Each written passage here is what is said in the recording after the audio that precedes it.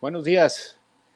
Es un honor para el gobierno del estado de Sonora y para el Instituto Sonorense de Cultura contar con su presencia este día donde conmemoramos la desaparición de un militar, un personaje sonorense trascendente para la historia de México. Estamos hablando del general Álvaro Obregón. Para abundar sobre su trayectoria, el personaje, el revolucionario, el agricultor, el presidente de México. Están con nosotros tres connotados investigadores y estudiosos de la historia, de la revolución y del personaje. Nos acompaña desde la Ciudad de México la doctora Regina Tapia Chávez, doctora en historia por el Colegio de México, también merecedora de algunos premios de investigación y actualmente es directora del Archivo Agrario Nacional. La doctora ha estudiado la materia agraria y creo, salvo la mejor opinión de nuestros invitados, que es uno de los temas centrales precisamente de la Revolución Mexicana y sus objetivos. Bienvenida, doctora. Muchas gracias por acompañarnos de parte del Instituto Sonorense de Cultura. Gracias, doctor. Encantada.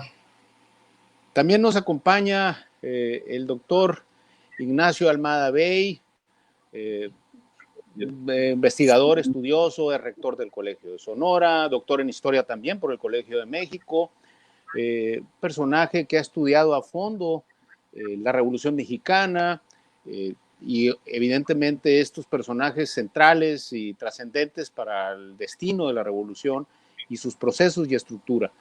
El doctor Ignacio Almada Bey es doctor por el Colegio de México, es miembro activo de la Academia Mexicana de la Historia, de la Sociedad Sonorense de Historia, y próximamente tendremos, espero que pronto, una biografía del general Obregón que tiene ya tiempo construyendo con mucho esfuerzo el doctor Ignacio Almada Bey. Mi querido doctor, bien, un honor que nos acompañe esta mañana. Muchas gracias, Joaquín, y saludos a tu auditorio. Por último, nos acompaña el doctor Veremundo Carrillo Reveles, doctor en Historia por el Colegio de México, también un estudioso de los procesos revolucionarios y de la Revolución Mexicana, zacatecano. Todos los demás tenemos origen sonorense, pero bueno, Zacatecas no podemos omitir su protagonismo en la Revolución Mexicana y además su importancia. Y el doctor Veremundo Carrillo Reveles, también doctor por el Colegio de México, además es actualmente investigador del Instituto de Investigaciones Históricas de las Revoluciones de México, cosa que agradecemos al instituto, a su director Felipe Ávila y particularmente al doctor Carrillo por acompañarnos. Un honor que esté con nosotros, doctor. Bienvenido. Muchas gracias por la invitación. Un honor estar con ustedes. El personaje de Álvaro Obregón tiene muchas aristas, muchos relieves, es un personaje al mismo tiempo estudiado, pero por otros lados también se omite mucho de su trayectoria, se omite mucho de su biografía y a veces no comprendemos el impacto o la trascendencia que tuvo el personaje dentro de la Revolución Mexicana. Nos detenemos en sus triunfos y en el arribo a la presidencia. Sin embargo, hay un Álvaro Obregón que inicia un personaje que nace en 1880 en una Sonora lejana, porfiriana, en una región del estado aislada y dentro de una familia numerosa. Yo quisiera preguntarle al doctor Almada, empezar con él, ¿de dónde viene Álvaro Obregón salido? ¿Cuál era su entorno, doctor? ¿Cómo era ese personaje que después irrumpe en la historia nacional? Bien, trataremos esta mañana un personaje que de manera muy temprana fue objeto de debates y de polémicas desde la publicación de La sombra del caudillo por Martín Luis Guzmán hasta la actualidad. Entonces, sí estamos, digamos, tratando un personaje que ha sido centro de polémicas y controversias por su papel que jugó en la revolución y lo que él representaba, o lo que las sucesivas generaciones que lo han estudiado creen que él representaba. Por lo que a mí toca iniciar este conversatorio el día de hoy, quiero destacar que el general, bueno, que un 17 de febrero de 1880 nace en la labor agrícola llamada Siquisiba, que quiere decir paredón colorado, de esa voz caíta que se habla en el Yaquimayo. Ahí nació Álvaro Obregón, pertenecía entonces a la municipalidad de Tesia. Posteriormente pertenecerá a la de Camoa y en la actualidad pertenece ese lugar al municipio de Navojoa. Hay dos procesos que marcan el nacimiento, la infancia y primera juventud de Obregón. Uno es, digamos, la pacificación, el vencimiento por las armas de los mayos rebeldes hacia 1886, cuando ya es doblegada la rebelión de Cajeme y al año siguiente él es ultimado, el líder Yaqui Cajeme. Eso tiene que ver con los cambios de las demarcaciones que señalaba hace unos momentos. La población blanca y mestiza y de indígenas asimilados se movía todavía en términos demográficos considerables en el Valle del Mayo, y de esa manera el estatus de esas demarcaciones cambiaba. Aquí lo importante es señalar que fue con una guerra con la participación del ejército regular, que por primera vez estaba asentado en Sonora de una manera permanente, más o menos a partir de principios de los 80s, y tiene una participación muy importante para someter por las armas a los yaquis y mayos rebeldes, de tal forma que Siquisiba, esta pequeña labor agrícola donde nació ese niño, esa ocasión al parecer está enseguida del cuartel general de Cajeme, cuando hacia 1882 ataca con sus seguidores el Valle del Mayo y sostiene el encuentro, digamos, el combate más importante numéricamente hablando, de Capetamaya al sur este de la actual Navojoa. Esto hace que la familia se traslade a Álamos con el pequeño, que era el menor de 18 hijos de doña Zenobia Salido, su madre. Una familia, estos Obregón Salido, era una familia de clase media acomodada que estaba pasando unos años de vacas flacas. A partir de la célebre creciente de 1868, habían perdido su casa en la ciudad de Álamos. Esa creciente arrasó la mitad de Álamos y la otra mitad la dejó bastante lastimada. Eso condiciona que la familia vaya y venga entre Siquisiba y Álamos. Entonces Obregón va a tener desde pequeño una serie de valores urbanos y rurales.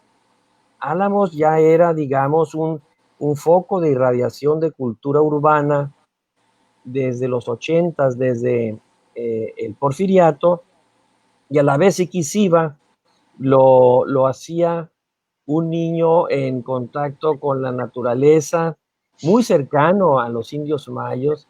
Él empieza a hablar mayo también muy pequeño, y a la vez asistía a la escuela San Luis Gonzaga, que un educador de apellido Bracamonte, llegado de Guanajuato, había abierto en Álamos, y luego estará en la escuela de su primo, el egresado del colegio militar, Felipe Salido Sayas. Bien, después se trasladan a Guatabampo. Guatabampo había sido despoblado por los ataques de los mayos rebeldes en combinación con los yaquis rebeldes al mando de Cajeme, y se vuelve, digamos, a refundar, se refunda en un lugar también más propicio para defenderse de las crecientes del río Mayo. Y allí crece Obregón, ahí se traslada más o menos hacia el quinto, sexto año de primaria, hacia, digamos, 1893, ya cuando está Obregón terminando la primaria, y por cierto, una de sus hermanas fue directora, era la directora de esa escuela primaria que había fundado y construido allí el gobierno de Ramón Corral. El otro elemento, el otro proceso macro que registra esta región es la tecnología hidráulica, la apertura de canales de riego con puentes, con drenes, con caminos vecinales, y esto implica el desalojo de los indios mayos de sus tierras, digamos, ancestrales.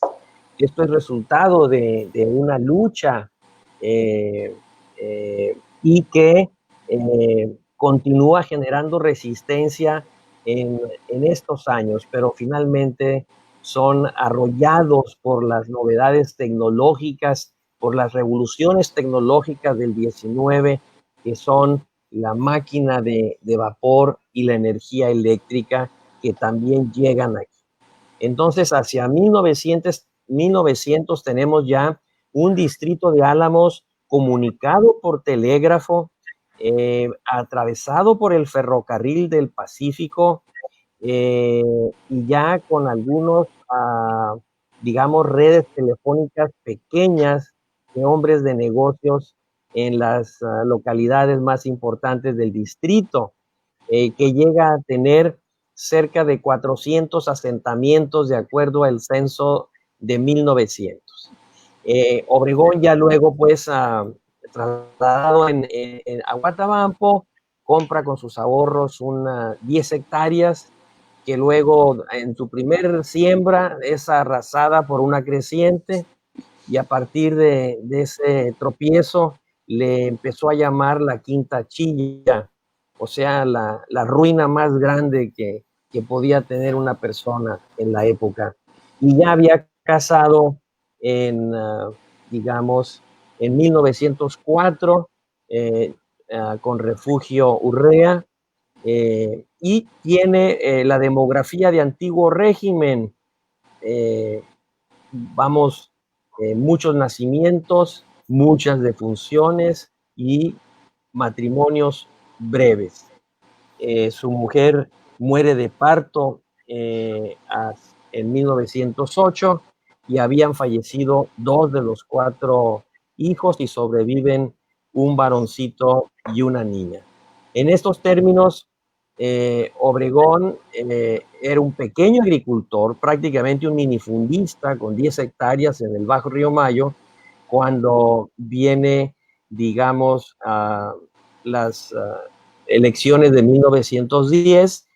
Él hace proselitismo a favor de Ramón Corral para presidente, y después, en el 11, él es lanzado como candidato a la presidencia, gana con el apoyo de los indios mayos, con los cuales tenía mucha contacto y relación, y allí ya inicia, digamos, su carrera pública, porque en 1912 va a formar un regimiento con indígenas mayos en su inmensa mayoría, para acudir a la defensa que el gobernador Maytorena había solicitado a los presidentes municipales, retomando una práctica del siglo XIX de que fueran los municipios los que participaran en esas coyunturas de la entidad. Muy bien, doctor. Excelente explicación y nos lleva a un Álvaro Obregón ya adulto, casado, con hijos, con fracasos, tanto en lo íntimo, con la muerte de 2 niños, pero también fracasos económicos en el entorno agrícola.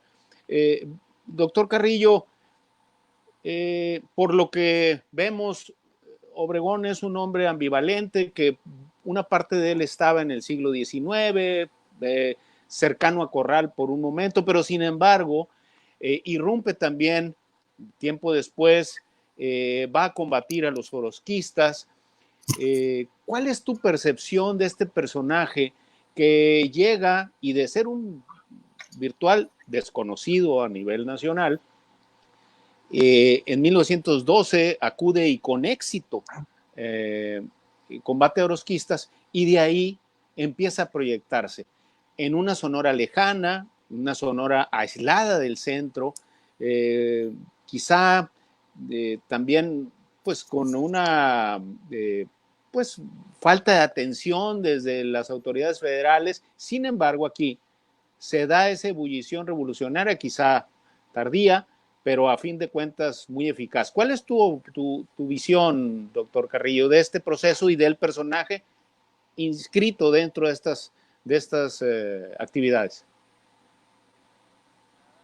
Bueno, antes que nada, quiero decir que celebro que se esté escribiendo, que el doctor Almada tenga pronto una nueva biografía sobre Álvaro Obregón, porque pareciera que es un personaje del que sabemos mucho por su vida pública. Sin embargo, creo que nos falta todavía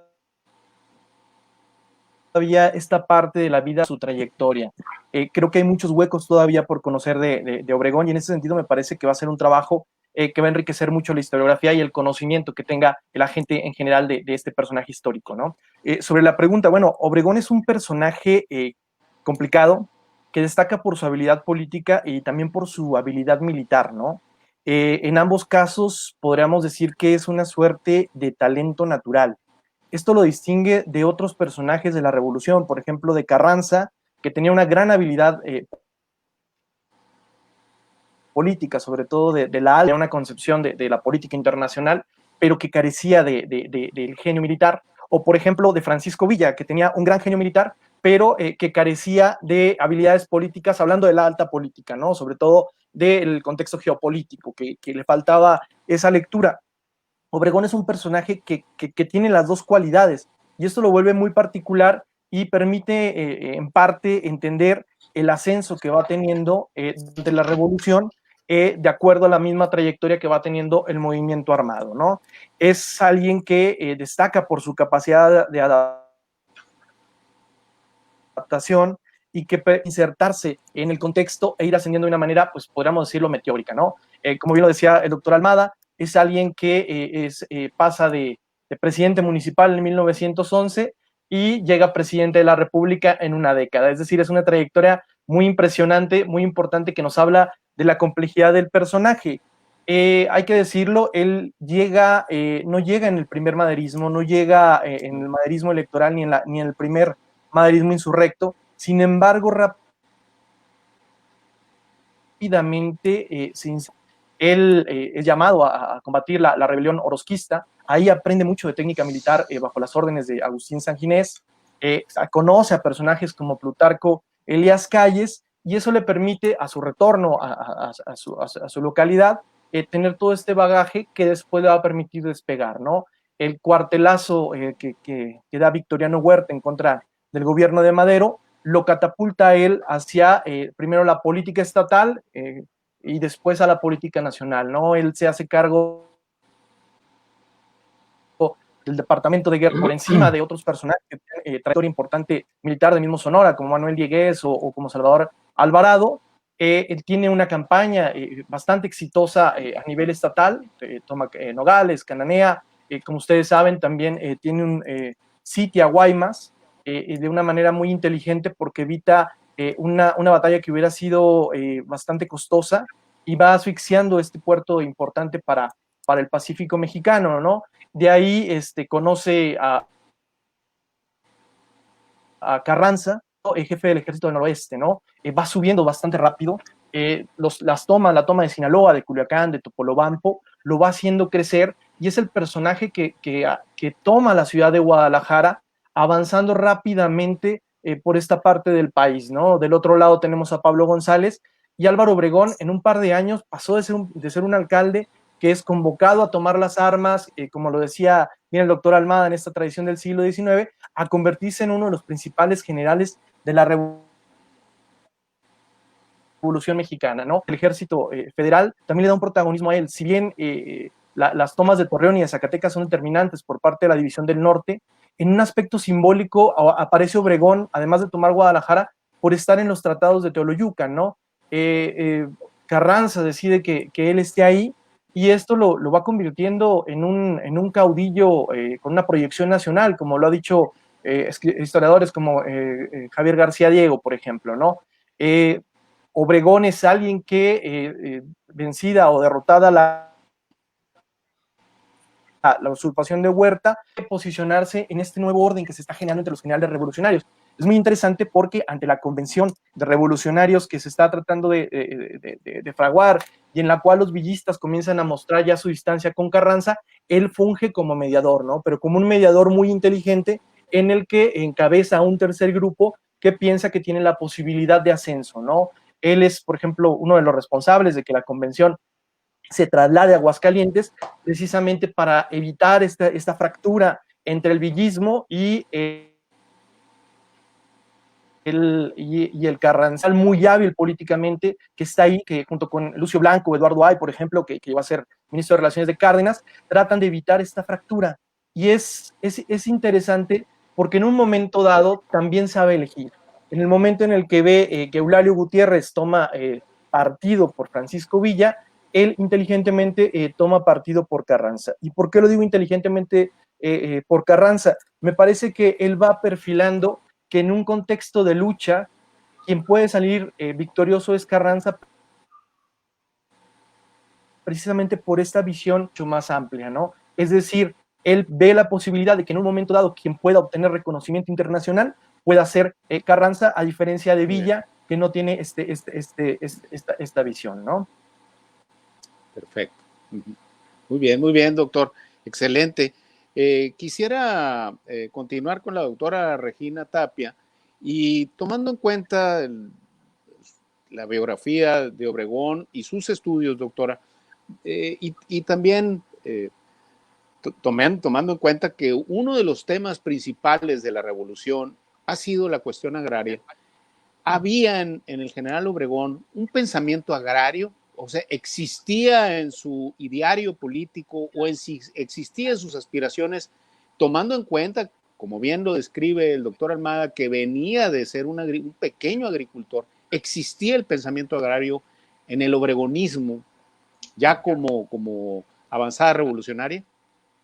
Bueno, yo no sé si diría que el pensamiento agrario, pero sin duda sí hubo la acción. Y ahí es donde me parece que es muy importante destacar que estoy convencida de que uno de los grandes hilos conductores en la historia de México es justo esa tensión, ¿no?, entre el centro y las regiones, que aquí está muy bien representada por un zacatecano y varios sonorenses, ¿no?, que sabemos que el siglo XIX incluso la primera mitad del siglo XX fueron estados que estuvieron ahí constantemente poniendo presión sobre el poder central. Entonces creo que Obregón lo que hizo fabulosamente fue equilibrar esa tensión. Fue uno de los primeros presidentes, si no es que el primero, que logra hacer ciertos acuerdos políticos y ciertos balances que permitieron que hubiera que se pudiera ejercer el gobierno central de una forma un poco más, además viniendo de una guerra civil, ¿no? Entonces, en ese sentido, creo que Obregón lo que hizo fue, de alguna forma, certificar, hacer real muchos repartos agrarios que se habían ido dando oficiosamente en todo el país, sobre todo de forma muy importante en la zona zapatista. Entonces, los años 20 son los años del boom de las resoluciones presidenciales otorgando tierra a los campesinos, y ese fue parte, yo lo leo como un acuerdo político de parte de Obregón para pacificar por un lado, ¿no? Para efectivamente darle ese valor del agrarismo a quienes habían participado en la revolución, pero también para poner en paz a los gobernadores. Porque en un primer momento, antes de que empezara a reglamentarse la reforma agraria de forma oficial, como sabemos, el Código Agrario solo se hizo hasta los años 30, hasta el cardenismo. Entonces, lo que se hacía en los estados es que los gobernadores daban las tierras. Y por ahí dice Luisa Boites que si bien ni Obregón ni Calles eran demasiado agraristas, sí eran más agraristas que los gobernadores, que traían esta tradición justamente de, como empecé hablando, de estas tensiones regionales muy fuertes, de cotos de poder muy importantes, entonces donde el gobernador no quiere soltar la tierra tan fácilmente. Entonces ahí creo que la presidencia de Obregón fue fundamental para poner ese orden y para empezar a repartir la tierra de forma legal y de forma más ordenada. Existen resoluciones presidenciales otorgando tierra de parte de Carranza, ¿no? Son los primeros ejidos que se formaron, pero son realmente muy pocas. Es el obregonismo y luego el callismo quienes realmente dan las tierras de forma oficial. Muy bien, doctora. Doctora Almada, me gustaría preguntarle, ya que estamos entrando al personaje, ya pasamos por el carrancismo, después viene ese personaje meteórico que en menos de una década ya está en los cuernos de la luna, en la revolución. Sin embargo, creo y me gustaría que abundaras en este tema. Obregón, se le ha tachado o incluso se le califica como un caudillo. ¿Es un caudillo? ¿Fue un caudillo? Para ti, como estudioso del tema, ¿cae en esa categoría de caudillo? Bueno, depende cómo se defina caudillo. Creo que caudillo del siglo XIX no lo es Obregón, porque el país ya no era el México del XIX. Sí viene a ser, digamos, el jefe del ejército por su calidad de invicto, de jefe militar invicto. Una de las grandes atracciones que la División del Norte tenía en el país, incluso fuera de los ámbitos que llegó a gobernar o controlar, era ese, que era invicta. Pero luego lo pierde con aquella batalla del 4 en Jalisco que ganan Diegues y Murguía a Fierro y Calixto Contreras. Ya estamos hablando ahí a principios, creo, del 15, y luego vendrán las derrotas del Bajío, 4 derrotas sucesivas de grandes batallas de la División del Norte y victorias por parte del Ejército de Operaciones Carrancista al mando de Obregón. Entonces, lo que tenía Obregón era un gran prestigio en el ejército, un prestigio que suscitaba rivalidades. Digamos, los jefes militares van a tener, como Alan Knight lo ha señalado bien, pues una calidad que emplea el término se me escapa ahorita, de los romanos, del Imperio Romano, eran unos procónsules. Entonces lo señalaba bien la doctora Regina. Veían al Estado que controlaban o a la zona de operaciones militares que tenían a su mando como su coto de poder. De allí por esa diarquía tenían conflictos constantes con los gobernadores y estos no se plegaban a, digamos, a lo que solicitaba o pedía el jefe de operaciones militares. Entonces, el actor principal a partir de 1916 en el país es el ejército. Y en el ejército es donde Obregón tiene su mayor número de seguidores, de gentes que tenían incluso compromisos con él por las acciones de armas, por los ascensos, porque luego es secretario de guerra casi 2 años, y su fama, esa fama de invicto que él tenía, y que es muy interesante que en su primera campaña presidencial acude mucha gente a sus mítines y vamos, al final del mitin lo capturaban los huérfanos para decirle que la pensión no había llegado, que les faltaba esto o aquello, porque tenía esa estrella Obregón, había sido su jefe, mi general Obregón, como lo saludaban, ¿no? Entonces, esa atracción será un capital político y social de Obregón para alcanzar la presidencia, incluso pues sin el visto bueno y en contra de la voluntad política del presidente Carranza en 1919-20, que va a desembocar en la rebelión de Agua Prieta. Pero volviendo a si Obregón fue caudillo, yo te puedo responder, Joaquín, que no en términos del caudillo del siglo XIX, digamos, donde quienes lo siguen son, vamos, muy obedientes o, digámoslo, muy, muy leales. Acá es distinto. Él tiene que estar, pues, dando y recibiendo, haciendo favores, ¿no? Ya el favor oficial se había consagrado en el Porfiriato, como François Javier Guerra lo ha estudiado bien. El gran lubricante del Porfiriato es el favor oficial, es la moneda de cambio entre todas las élites. Y en el caso de Obregón, él que había percibido eso en Sonora, por los grandes cambios que patrocina el Porfiriato en Sonora, también, vamos, lo mimetiza y lo practica.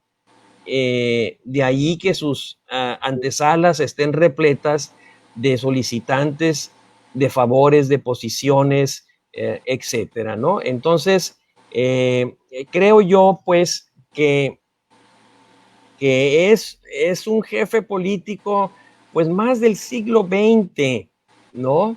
Y un jefe natural de las Fuerzas Armadas por su calidad de invicto. Ahí lo dejo. Ok, muchas gracias, Nacho. Doctor Carrillo, viene el rompimiento con Carranza, la lucha de facciones, en fin, lo que hemos pasado, al fin de cuentas, viene el lamentable asesinato de Carranza y el arribo de Obregón a la presidencia en el 20. Ahí se ve culminada una lucha muy intensa, fratricida, con una cantidad enorme de muertos. Sin embargo, algo que creo yo, salvo la mejor opinión de ustedes, que a diferencia de otros personajes que habían participado en la revolución, este grupo de sonorenses encabezado por Obregón sí tenían perfectamente claro qué había que hacer y qué había que transformar y cambiar. Tomando en cuenta que tú has estudiado bien el gobierno de Obregón y también para hacer caso a algunas de las preguntas que nos están llegando, ¿cómo fue ese gobierno? ¿Qué cambió? ¿Cómo hay diferencias con los demás? Y ahorita le preguntaba al doctor Almada sobre el caudillo, porque yo he pensado, y con la ayuda del doctor Almada, que si le aplican el calificativo de caudillo es a veces hasta injusto porque pues tenía una oposición férrea y terrible en el Congreso, Y aún así, el gobierno de Obregón transitó, no sin dificultades, pero terminó el cuatrienio completo. ¿Cómo fue ese gobierno? Y atendiendo una pregunta que nos lleva el público, ¿qué instituciones creó, doctor Carrillo? Sí, sí, gracias. Sí, me parece que lo que decía el doctor Almada es interesante, esta parte de la estrella militar, que también tiene una estrella, un arrastre popular, ¿no? Es algo que caracteriza a Obregón, y también la cuestión de la legitimidad, ¿no? Él, la manera en la que llega a la presidencia, busca de que sea de la manera legítima, ¿no? Después del interinato de Adolfo de la Huerta, que se realice un proceso electoral y que él asuma constitucionalmente la presidencia. ¿Cómo es el gobierno de Obregón? Bueno, es un gobierno cercado, es un gobierno que enfrenta un panorama muy complicado.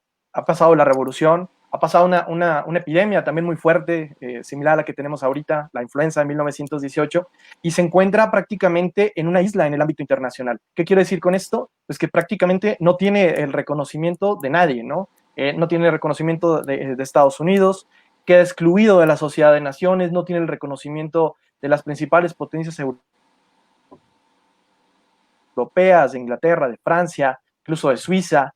Es un gobierno que aparte necesita afianzarse, ¿no? Lo que hace Obregón es de manera muy hábil tener una visión de estadista con este grupo de sonorenses que lo acompañan, pero también con otros personajes que se van sumando a su gobierno, ¿no? En ese sentido, yo sí diría su gobierno, que dura además todo el periodo, lo cual es muy importante destacarlo después de una década de guerra, sí tiene bases y tiene directrices hacia dónde quiere caminar, ¿no? Uno de los aspectos más importantes, pues, es arreglar la cuestión con Estados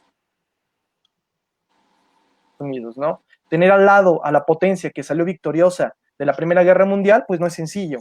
Y esto lleva a que genere una estrategia diplomática que le permita tratar de salir avante, ¿no? El quitarse, por un lado, la presión de los banqueros internacionales que están presionando con la deuda internacional, por el otro, la presión de las petroleras, por el otro, las reclamaciones de ciudadanos que decían que habían tenido daños durante la revolución, y también lo que señalaba la doctora Regina, la cuestión también agraria, ¿no? De la gente que quería que no se siguiera adelante con esta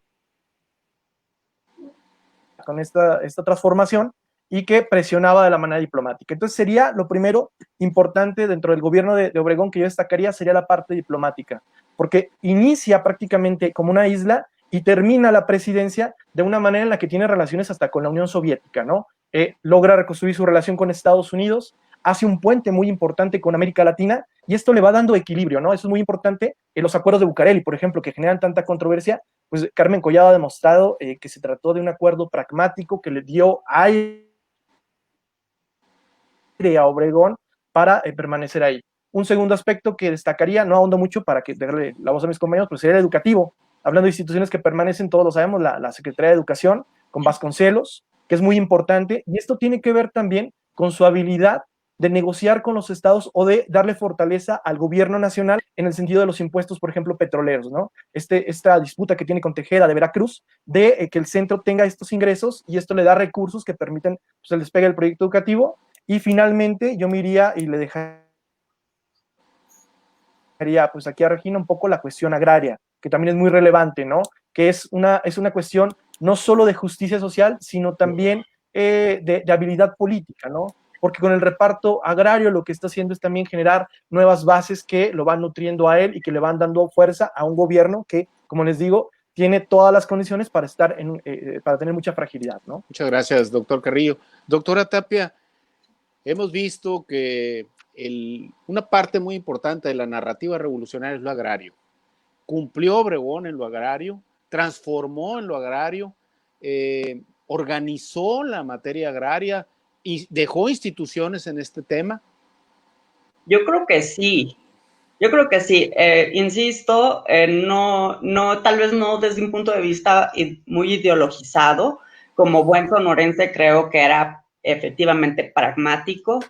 El impulso, por ejemplo, que le dio a la agricultura del sur del estado, su lugar, desde un punto de vista que no era agrarista, sino justamente agropecuario, de producción eficiente, habla como de esa mentalidad que tenía de desarrollista casi, ¿no? Yo ahora que escuchaba tanto al doctor Almada como al doctor Carrillo, pensaba que qué interesante ver a Obregón como un hombre moderno, como en el sentido más marshalliano del concepto, ¿no? Como un poco a caballo entre su formación decimonónica, pero un hombre del siglo XX, en toda la cabalidad. Y entonces, en ese sentido, donde tuvo que ser agrarista, lo fue, donde pudo ser productivista, lo fue, y eso, yo insistiría en su capacidad para ejercer un gobierno central muy eficientemente. Por primera vez en muchos años, ¿no? En todos los años de la Revolución, por lo menos. Así es. Doctor Almada, yo creo que el gobierno de Obregón pues trajo muchas novedades, principalmente por venir de una revolución transformadora. Recuerdo, corrígeme si no estoy bien, el Departamento de Salud Pública ya no la ejercían los municipios, la empieza a ejercer el gobierno federal. Recuerdo ahorita el doctor Bernardo J. Gastelum, un personaje muy cercano a él, médico, que junto con otros que participan en la conformación, y como bien decía el doctor Carrillo y la doctora Tapia, en esta formación de instituciones. El gobierno de Obregón, para ti, ¿en qué se distingue? Y a fin de cuentas, también para que abordes una parte importante de tu respuesta, que a final de cuentas el gobierno tuvo un conflicto final, que es el conflicto recurrente de los gobiernos en México, que es la crisis sucesoria con De la Huerta. Y una pregunta del público, para que también, si nos las puedes esclarecer, la ubicación actual de la Quinta Chilla. Entonces serían 3 preguntas en una, doctor Almada. Con mucho gusto, Joaquín, y muchas gracias. Empezaré por la más fácil, como decimos acá, déjame batear esa pelota. La Quinta Chilla se ubica en la orilla derecha, vulgarmente llamada orilla norte del río Mayo. Toma uno el camino a Tesia, que es el camino que sale pasando el puente del ferrocarril por el paso a desnivel hacia el Panteón Viejo, que se puede hacer un recorrido por él y está lleno de historia, empezando por la tumba de los Talamantes y otras tumbas con caracteres escandinavos y chinos y demás. Y uno sigue hacia el norte, hacia el río, y allí va a dar a Santa Rosa. Enfrente es un pequeño poblado de no más de 6, 8 viviendas. Yo he estado allí varias veces. Y enfrente, hay que atravesar el río, está Siquiciba. Es para mí la forma más fácil de llegar. Hay otra forma de llegar que es por el norte, pero allí topa uno con unos candados que más vale no meterse con ellos, y un cerco, de 6 hilos que no viene al caso exponerse. Mejor por acá, por el río, y se asoma uno, ya no queda nada, no queda un adobe, todo fue destruido, lamentablemente. Pero bueno, uno puede apreciar la humedad, la sombra de la alameda que todavía subsiste y que en la época de pequeño de Obregón, cuando iba con su familia frecuentemente allí, era aquello, digamos, un lugar muy atractivo por esa combinación que arrojaba brisa en un ambiente pues rodeado de sequedad, etcétera, ¿no? En lo demás, digamos, Obregón entra a la presidencia con 2 retos fundamentales, que es disciplinar al ejército y obtener el reconocimiento de los Estados Unidos. El doctor Carrillo ya ahorita lo dibujó el entorno, lo dice muy bien. Hay un aislamiento internacional por las potencias que importan, las que tienen dinero, las que pueden prestar, las que manejan, para decirlo coloquialmente, la Liga de las Naciones, y sobre todo por Estados Unidos. Cuando alguien propone, y lo hay, que lo ha escrito, que que el ejercicio del poder de Obregón se parece al de Santana, pues hombre, es un error muy grosero, porque el país era otro. El país era otro en primer lugar, ¿no? En comunicaciones, en el desarrollo de la población, el desarrollo de la economía, los ferrocarriles, etcétera. Pero a lo que voy es que Obregón, de sus 4 años, 3 no estuvo reconocido por los Estados Unidos. Y por la inestabilidad que inercialmente recibía el gobierno de Obregón, eso era fundamental, asegurar la estabilidad política del país. La frontera y los Estados Unidos era un hervidero de exilados, la mayoría de los cuales, o bueno, una parte significativa de los cuales estaba en contra del gobierno de Obregón, y tenían periódicos en San Antonio y en Los Ángeles y propalaban noticias, y había gente en México que estaban suscritos a estos periódicos y pasaban y se recibían y se leían y se circulaban aquí, cuando menos en el norte, en Sonora, en el norte de México, creo, por la cercanía con la frontera, ¿no? Entonces, la diferencia sustantiva, por ejemplo, bueno, hay una semejanza con Díaz, pero una gran diferencia con Santana, que es el reconocimiento con Estados Unidos. Obregón no lo tuvo 3 años de los 4 que gobernó. Y eso fue muy difícil. Y sin embargo, gobernó. Y él en sus informes presidenciales lo señalaba que estaba gobernando sin el reconocimiento diplomático de los Estados Unidos. Para llegar a ello, lo obtuvo con los acuerdos de Bucareli, que como ya lo ha estudiado también bien Linda Hall, es una victoria de la diplomacia mexicana. Para escándalo y protesta permanente de las compañías petroleras, el gobierno mexicano no cedió lo principal, que era cambiar la Constitución para que los derechos sobre el suelo no impidieran a las petroleras su explotación. No, el gobierno de Obregón no cedió a cambiar cambios en la Constitución. Se conceden 2 acuerdos escritos que atienden, como ya señalaba el doctor Carrillo, las reclamaciones de individuos por daños ocurridos en la revolución. De manera digamos, informal, que es un modo muy habitual en el norte del país, culturalmente hablando, ¿no?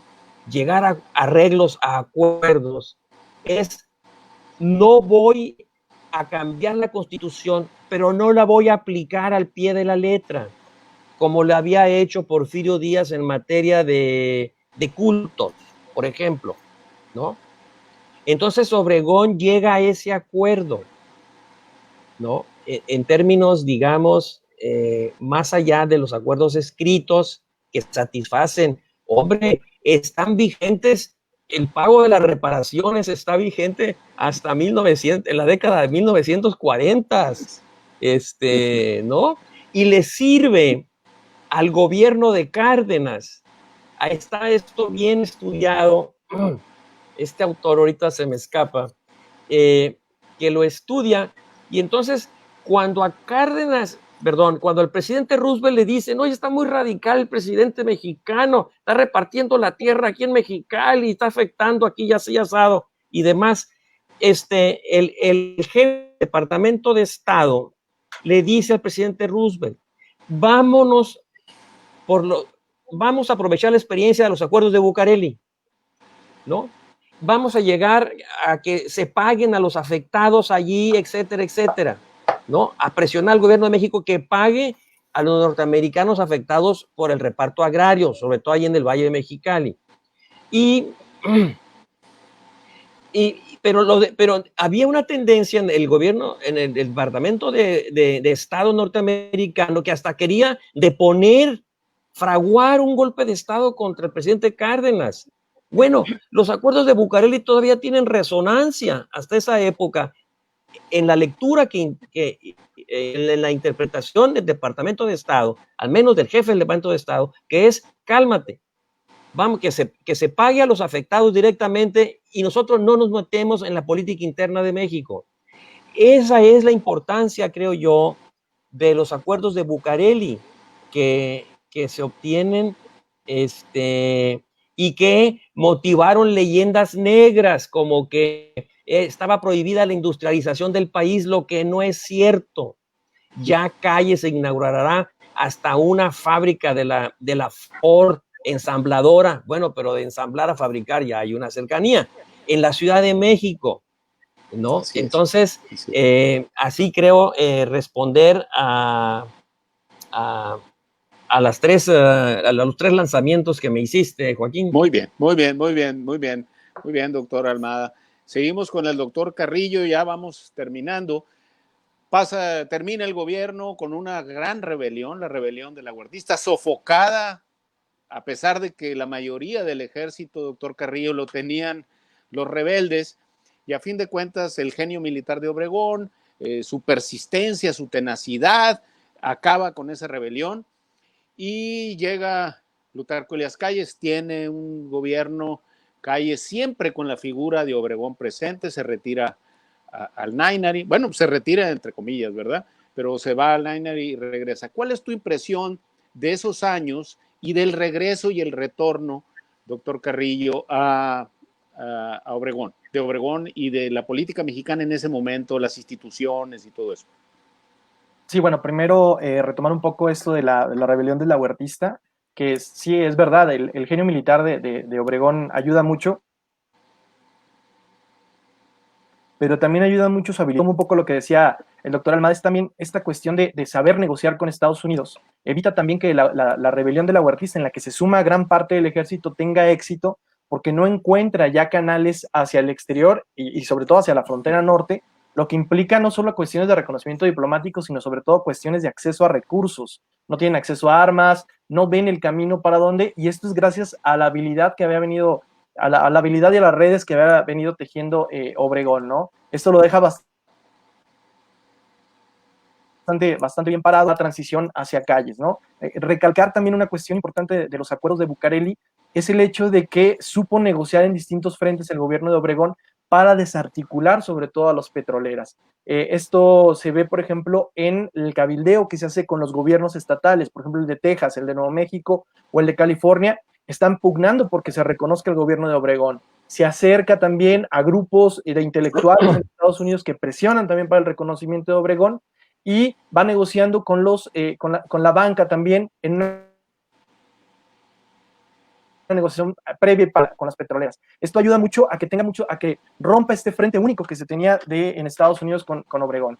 Bueno, sobre esta transición hacia Calles, es un gobierno también complicado el que le toca a Calles. Obregón sigue con esta presencia en la política, por más que se retire, sigue ahí, sigue vigente y sigue con este prestigio interno, por una parte, por lo que habíamos comentado, por esta cercanía que había hecho con comunidades, esta base social que desarrolla, hablamos de los agraristas,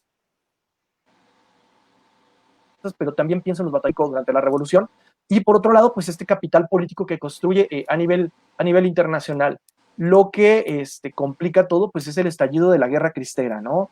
Se reforma la Constitución para permitir la reelección, lo que pues también iba en contra de uno de los principios de la revolución, hay que decirlo, y este contexto de guerra es lo que complica bastante. Quizá me parece que se minimizó un poco la extensión o la posibilidad de que después de los atentados que había sufrido uno más, que fue el que se dio la bombilla y que terminó con su vida. Okay. Doctora Tapia, para ir cerrando también, y creo que es un tema que a mí siempre me ha llamado la atención, porque hay una especie de omisión en ese sentido. ¿No considera usted, doctora, que la política cultural del régimen, que empieza en 1920, al 24, del 24 al 28, en fin, tuvo un impacto tan trascendente que no se le abona a Obregón y a Calles, y se le da el mérito, por ejemplo, a Vasconcelos y a otros personajes, pero no a ellos. No sé si está usted de acuerdo en esta apreciación. Estoy absolutamente de acuerdo. De hecho, yo muchas veces con los alumnos hablo de esto y digo que fueron los sonorenses los que crearon la trayectoria de las costumbres mexicanas, porque fue, sí, con agentes como Vasconcelos, ¿no? Y otros, pero fue cuando se genera como álbum de estampas de lo mexicano, de empezar a celebrar ciertas fiestas, de poner de manifiesto el uso de ciertos trajes, ¿no? Como la china poblana, el charro, esto, y que luego eso es como un engranaje que ellos echan a andar y que posiblemente se consolida más en los 40 y es por eso que lo relacionamos más con la época del cine de oro y estos otros momentos posteriores, pero sí me parece que fue fundamental, ¿no? En estos primeros manuales que hacía Vasconcelos en la SEP, obviamente todo acordado con el presidente,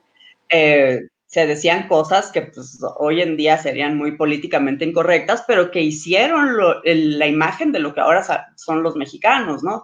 A ver, ya no queremos gente que trae el pelo cortado por su mamá en su casa, queremos gente con corte de pelo profesional y que usen tenedor y que no traigan calzón de manta y que usen pantalones y, ¿no? Como ciertas cosas que son muy fuertes de decir en un momento de tanta sensibilidad como pero que entonces, terminando la guerra, en todo el contexto que estaba viviendo México en los años 20, muy complicado,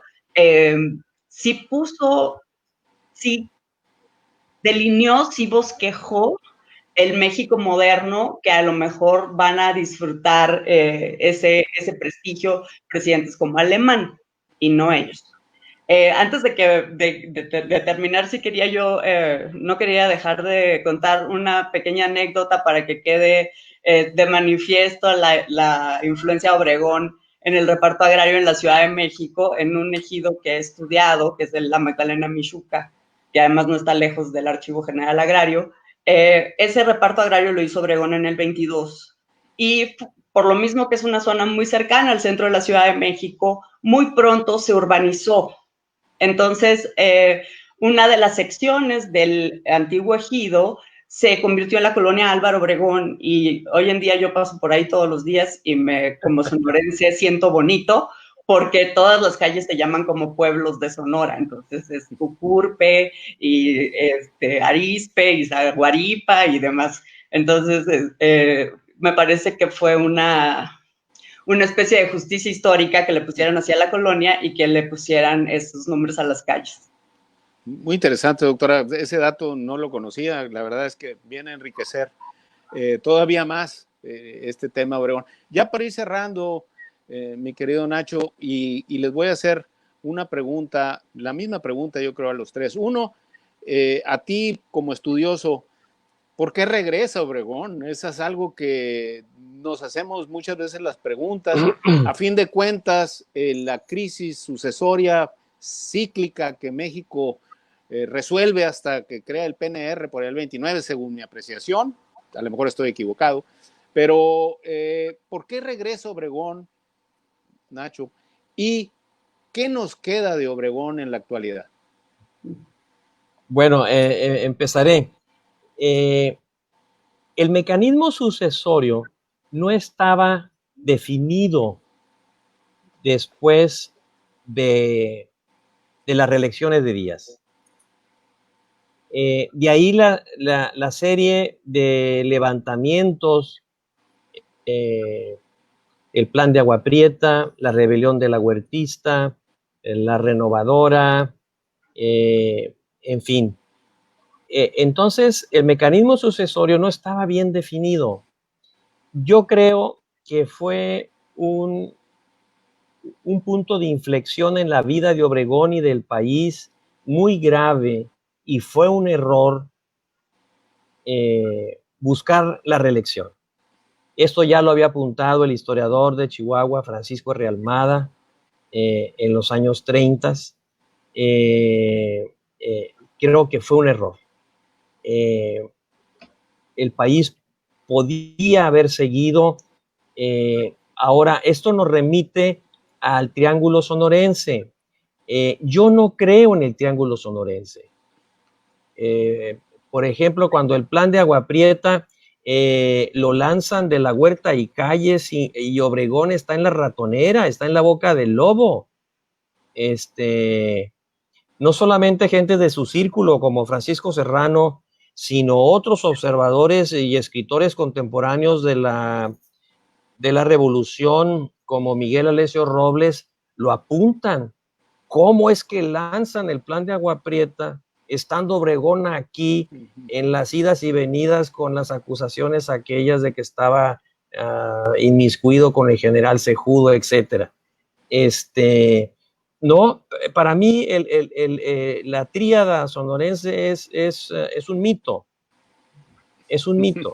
Entonces, cuando se le acaba, o se le está acabando el periodo a Calles, Obregón empieza a mandar 3 o 4 paquetes de cambios a la Constitución que se gestionan en el Congreso y se aprueban, incluso llamando a periodo extraordinario de sesiones para enviarse al Senado, y se envían al Senado, entre ellos aquel reajuste de los municipios del Valle de México, etcétera, iba en el primer paquete, etcétera.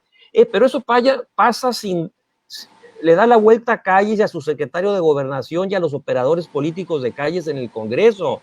Eso ya era una señal muy grande de la distancia que había entre Obregón y Calles. Y eso se repite. El último paquete lo manda en la última semana de mayo, prácticamente a 5 semanas o 6 semanas de su muerte, ¿no? Entonces, yo todavía no sé qué orilló a Obregón a volver a la presidencia, si era su desacuerdo con Calles, sobre todo en materia de la cuestión religiosa, porque Obregón empieza a buscar contactos para arreglar esto, el problema religioso. Pero en fin, ahí lo dejo. Okay, muchas gracias. Doctor Carrillo, ya para terminar, ¿qué nos queda del general Obregón, de su régimen? ¿Perviven algunas de sus ideas todavía, de sus instituciones, en fin, de su estructura gubernamental? ¿Cuál es tu opinión?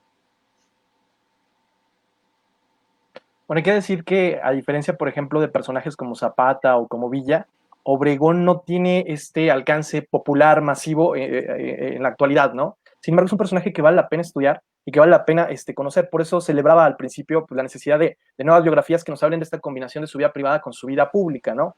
Lo que queda de Obregón es instituciones, como decíamos, la Secretaría de Educación Pública, que es importante, es también la visión en política exterior, creo que también es algo que nos queda, esta necesidad de contrapesos que él lo buscó, sobre todo en su política exterior, y nos queda pues la experiencia de una reelección fallida, ¿no? Creo que al final de cuentas una de las grandes enseñanzas que deja la vida política de Obregón es en ese momento que era imposible la reelección y que se establece otro sistema en el que queda descartada, ¿no? La ampliación también de los periodos de gobierno, me parece que 4 años fue poco.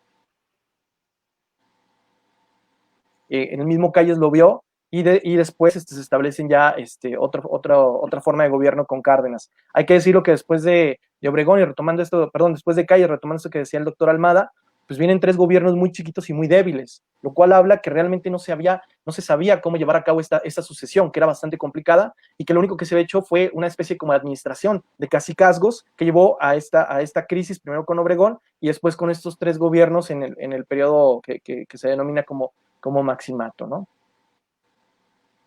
Muchas gracias, doctor. Doctora Tapia, la misma pregunta, ¿qué nos queda de Obregón en la actualidad? ¿Cuál es la percepción que ustedes tienen sobre este personaje, su régimen, su trayectoria, la Revolución Mexicana y su influencia? Yo sí diría que puso la semilla del presidencialismo del siglo XX para bien, no lo digo en un juicio de valor negativo, en el sentido del control, de la centralización, de la disciplina, de institucionalizar el ejército, ¿no? Porque como sabemos fue un proceso que sobrepasó su presidencia, pero que sí se logró. Y a mí, por suerte, me queda la calle de Ajiabampo, por donde escapo del tráfico del eje troncoso todos los días.